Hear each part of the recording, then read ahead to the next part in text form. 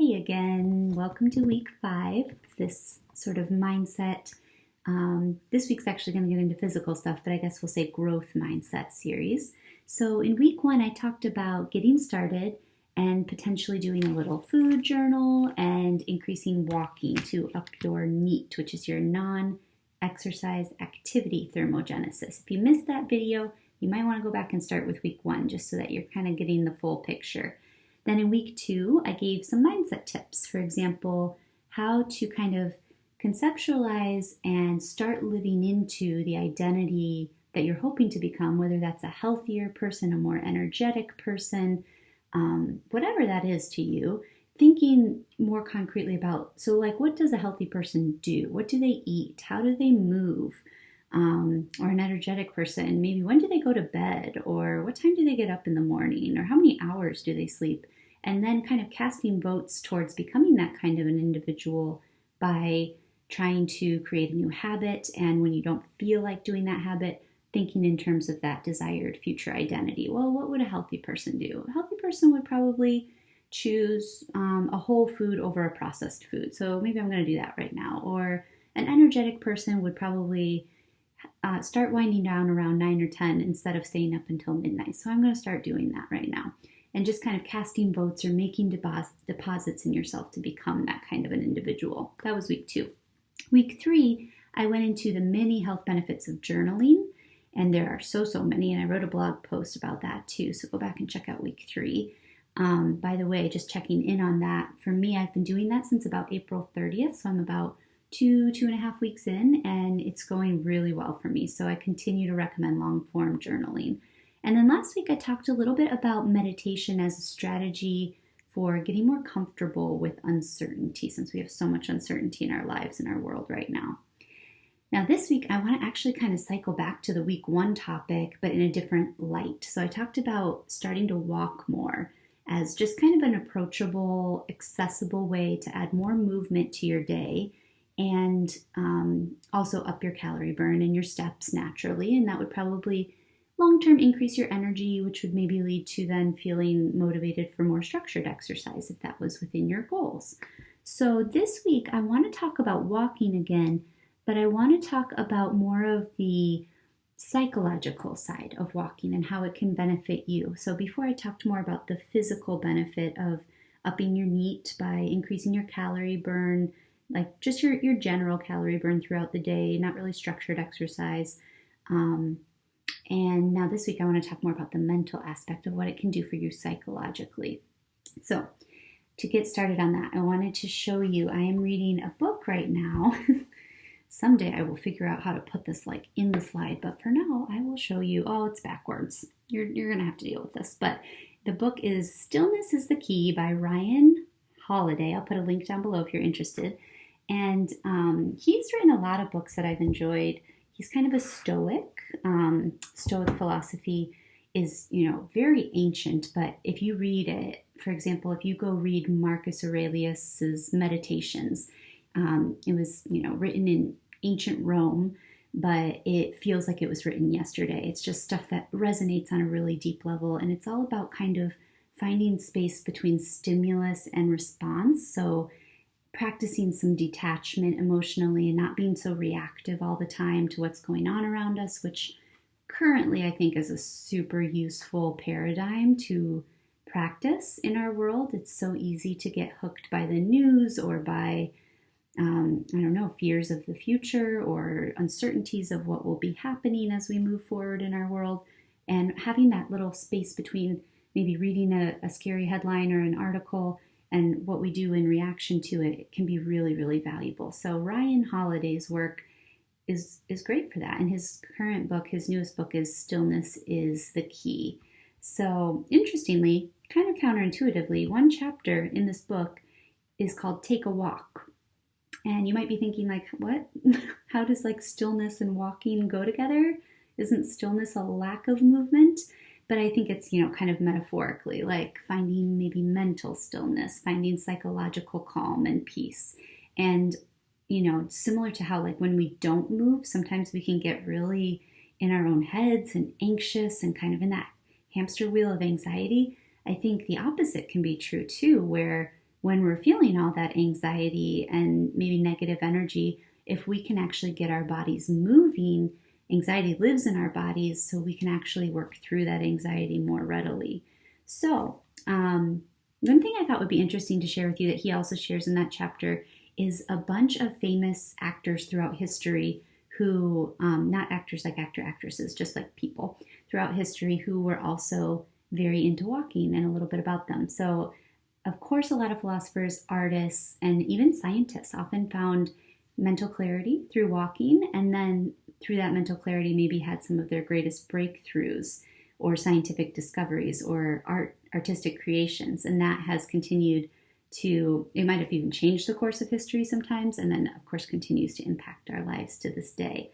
So Søren Kierkegaard, he was a Danish philosopher. He used to walk around Copenhagen to kind of clear his mind. And I really loved this quote that he wrote to his sister, who unfortunately was often bedridden due to major depressive disorder. And he wrote to her the following: "Above all, do not lose your desire to walk. Every day I walk myself into a state of well-being and walk away from every illness. I have walked myself into my best thoughts, and I know of no thought so burdensome that one cannot walk away from it." And that last bit, like when you're feeling really burdened, you can walk away from it. That's something I think we forget. Like we pick up this baggage, we hold on to it, we're so clenched up, we forget we can put that down. It doesn't have to be our baggage. We can walk away from that. And literally, not just psychologically, like if I put on my tennis shoes and I get out the door, usually within 2 minutes, I feel better. It is crazy. Nietzsche, another philosopher, German philosopher and a cultural critic, had a fun quote: "It is only ideas gained from walking that have any worth." That might be a bit far, but I like it. Nikola Tesla, he was a Serbian-American inventor, engineer, futurist. He actually discovered the rotating magnetic field, one of the most important scientific discoveries of all time, on a walk through a city park in Budapest in 1882. Charles Darwin, English scientist, had a daily schedule that included several walks, as did Steve Jobs, the founder and former CEO of Apple. Steve Jobs was also known, by the way, for his walking meetings, which if you have not tried, you absolutely should. Or like a meetup with a friend. If you ever have maybe social anxiety about like meeting a friend for lunch or coffee and like, what will I ask them? What will we talk about? And I don't know, maybe even just like, oh, making eye contact and how much. If you just go for a walk with a friend and, I don't know, chat while you walk, something about being side by side, being in movement, not having to worry about the body language of being across the table from each other, which really changes the dynamic, can be a really wonderful way to connect with a friend or a family member. Daniel Kahneman, an Israeli-American psychologist and economist, and he was author of the incredible book Thinking Fast and Slow, which if you have not read, you need to. I tend to start books and not finish them, but I'm at least 3/4 of the way through it from a few years back, and it changed the way I think. So you should check that book out for sure. I'll put a link down below as well. But he and a colleague and buddy of his, Amos, I'm going to pronounce this wrong, Tversky, maybe, cognitive and mathematical psychologist. So they're both psychologists. Kahneman more of a economist and Tversky more of a mathematician. They used to go on these long walks together. And in those long walks, they would think of experimental designs that they then carried out together.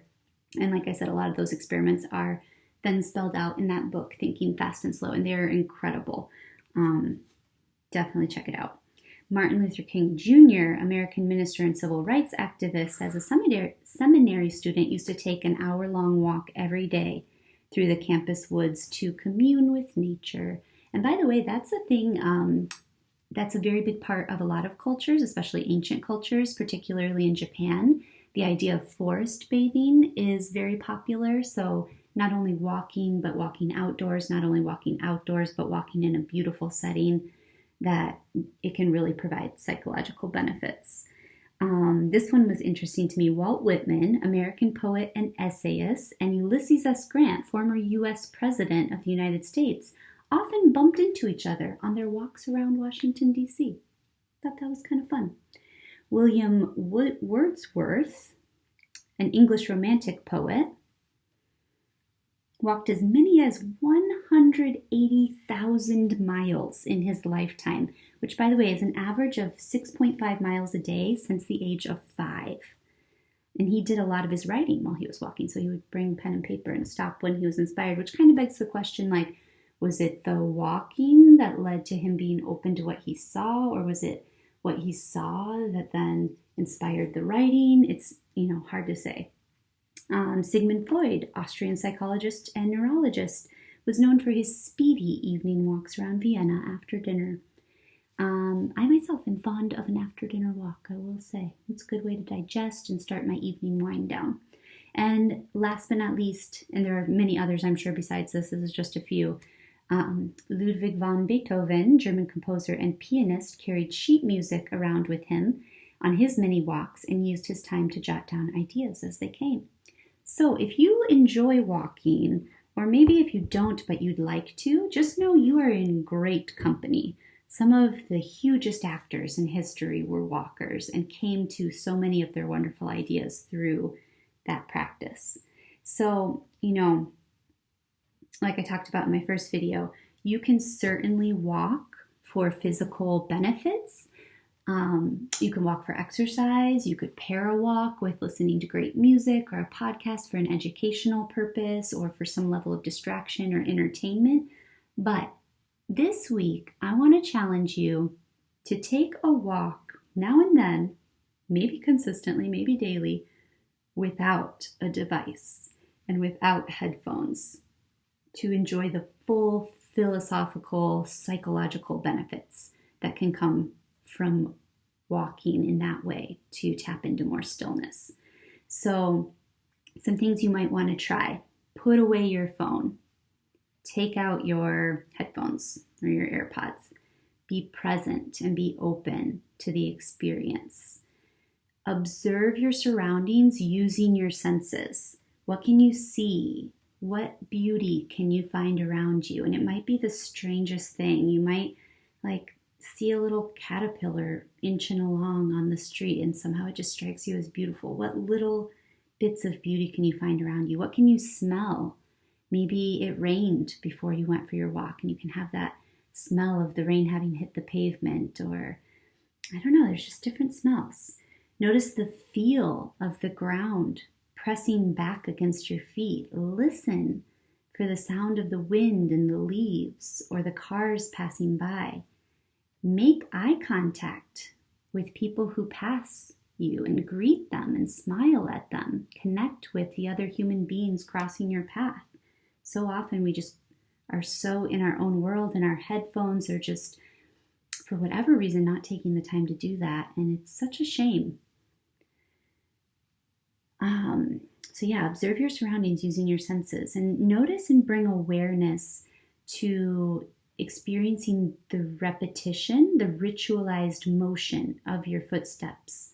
So maybe tune into your breath, maybe breathe in 1, 2, 3 and breathe out 1, 2, 3, and just see how that feels for you over time. You could even practice repeating an affirmation or a mantra to yourself. Like maybe you breathe in and you say calm, calm, calm, and you breathe out and say kind, kind, kind. A couple of things that you want to live into, kind of again casting that vote for who you want to be. Just try to get lost and be unreachable and go slowly. And I really loved this idea. When you feel the tug of your responsibilities or the desire to check in with the outside world, push yourself a bit further at that point. Walking is an affordable luxury and it's available to all of us. It's not about burning calories or getting the heart rate up. It's just an embodiment of concepts of presence, detachment, emptying the mind, slowing down, noticing, and appreciating the beauty of the world around you. And just for the record, because I love my research, it's not just that walking feels good anecdotally. There is research backing up how incredibly good for us it is. So I'll just mention 3 studies. A New Mexico university study highlights that the force from our footsteps can actually increase the supply of blood to the brain. And Stanford researchers have found that walkers perform better on tests that measure creative divergent thinking during and after their walks. And finally, a Duke University study found that walking could be as effective a treatment for major depression in some patients as medication, which is pretty incredible. So this week, I challenge you, take a walk and challenge yourself to take that walk without a device and without headphones and really notice what's going on around you and see how that goes for you. See if you can find some stillness through some mindful movement. My video appears to have frozen, but it says it's still recording, so I really hope this comes through. And I just wish you the best this week, and I would love to hear how your journey is going. So give me a comment down below if you like. Take care.